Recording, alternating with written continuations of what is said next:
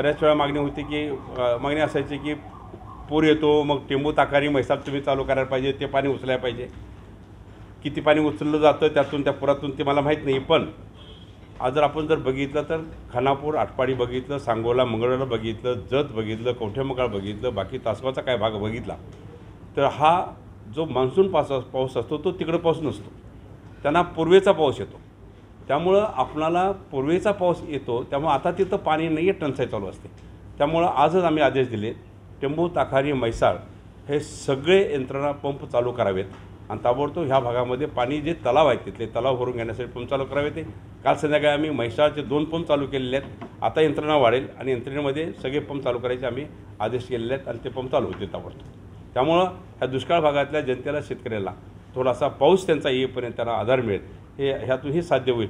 आणि पुराचं पाणीही आपल्याला उचलायचं, त्यातमध्ये पुरालाही मदत पडेल, त्या दृष्टिकोनातून ही आता पंप चालू होत आहेत.